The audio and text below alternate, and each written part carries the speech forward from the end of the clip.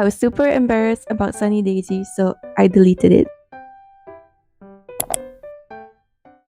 Hi, welcome back. And if you're new here, I'm Saeya. I post weekly videos about my small business and cute girly fashion. In today's video, I'll be talking a bit about my very first small jewelry business. Let's start from the beginning. So the reason why I wanted to start my first business was I just graduated from college and I wanted to try to make some stickers. So back in 2020, I started my first business on Depop actually. And I started selling custom stickers where I'll write your name in hiragana or katakana. I'll print it out and mail it to you. So my first business was called, should I say my first business name? Yeah, you should. Okay. My first business was called Sunnydaiisy. Before Sunnydaiisy was a jewelry shop, I started selling stationery stuff. It didn't go anywhere. I really wanted to make stickers, that's just all I know. After Depop, I started selling on Etsy, and then I created an Instagram account for Sunnydaiisy. Sunnydaiisy was mainly a creative outlet for me during lockdown, and I've watched too many videos on YouTube of other artists selling stickers as well as clay charms, like clay stuff. I tried making clay stuff, but it didn't work out, so I'm too impatient. I started making anime-inspired jewelry. I knew that this was it for my shop. People were liking it and they were responding really well to it.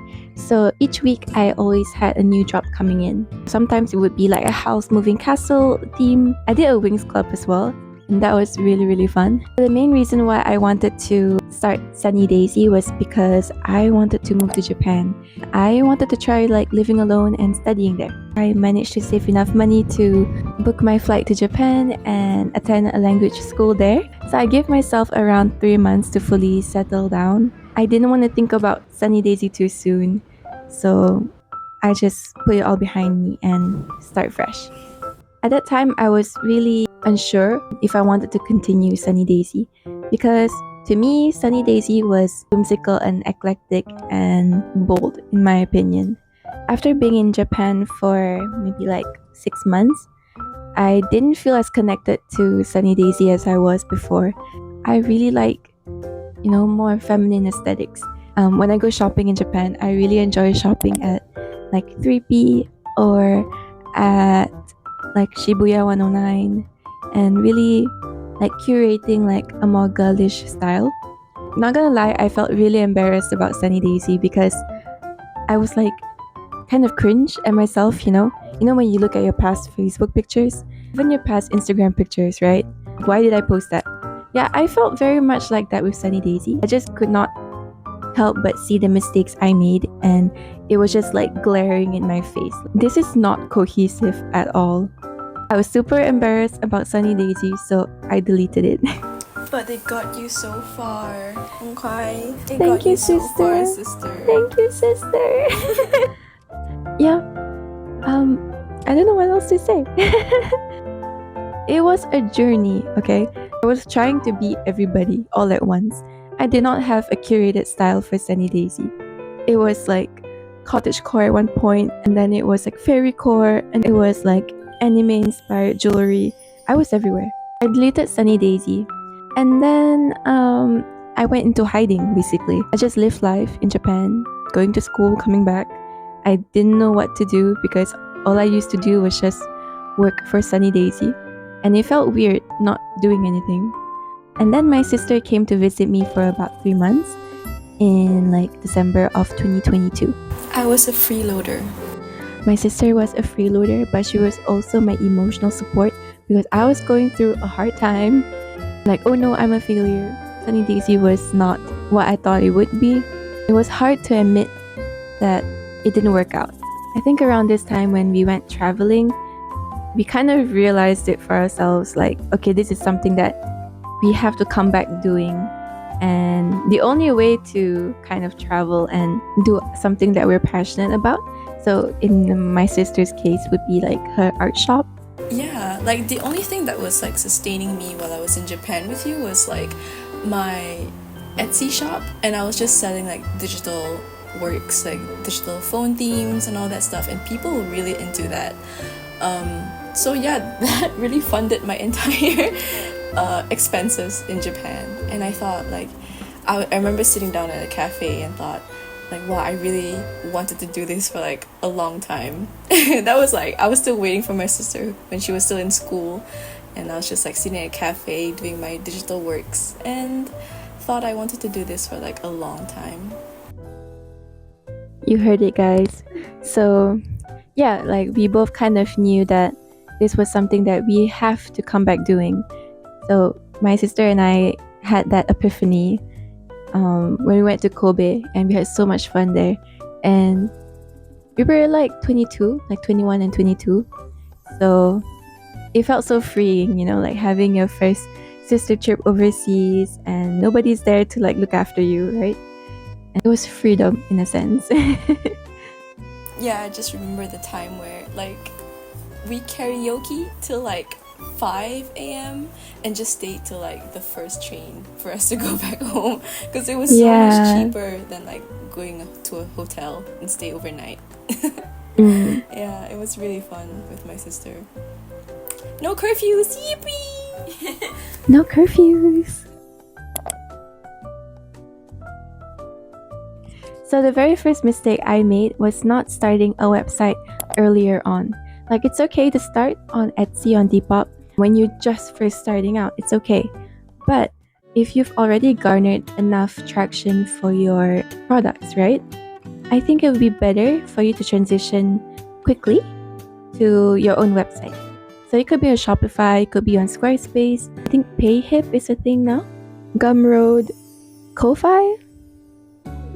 Ko-Fi is great. Do not rely on Etsy at all. If you want to make your shop like a long-term business venture, don't stay on Etsy for too long because they will rip you off.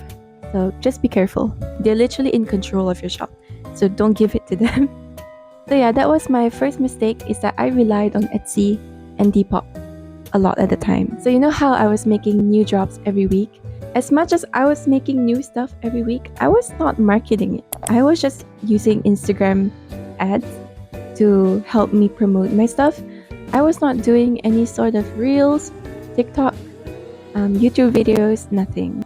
Just make sure that your collection or your drops are always in a timely manner. It could be once a month or once every 2 months, but weekly is too often. You need to make them miss you a little bit, you know? But yeah, just use that time in between when your collection drops. Use that time to really connect with other fellow creators, which I am very guilty of not doing as well.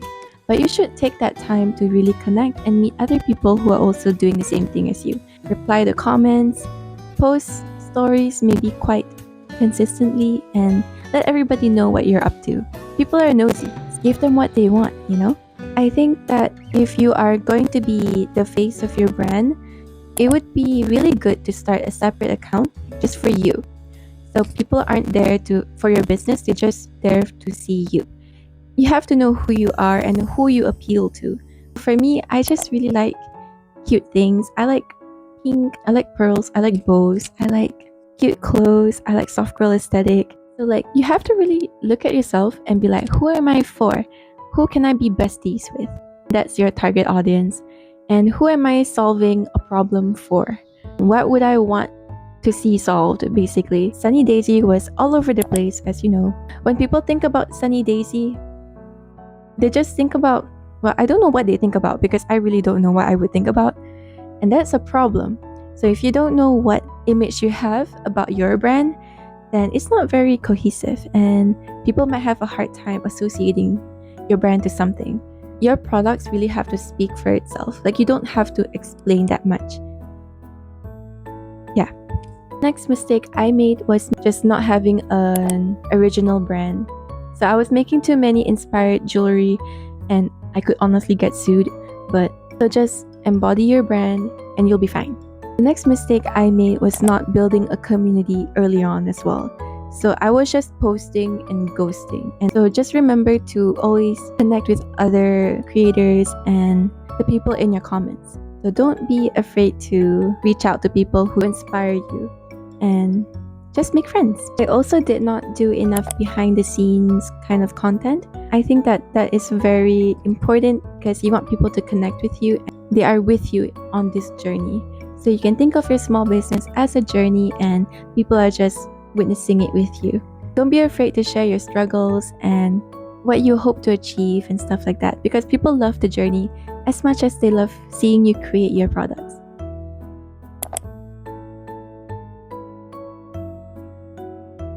My biggest takeaway from all of this is that imposter syndrome is so real.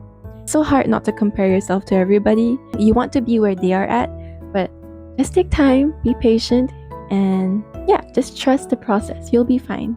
And then also, progress is not linear, as my sister says. Progress is not linear, but there's also no way but up. Always be open to learning new skills. Just don't think that you're terrible at editing or terrible at videography, for example. Just keep trying, you'll get better. Just keep learning. I hope this video was a little bit helpful to you. If you want to start your business, just go for it, okay? I believe in you. So I'll see you in my next video. Bye bye.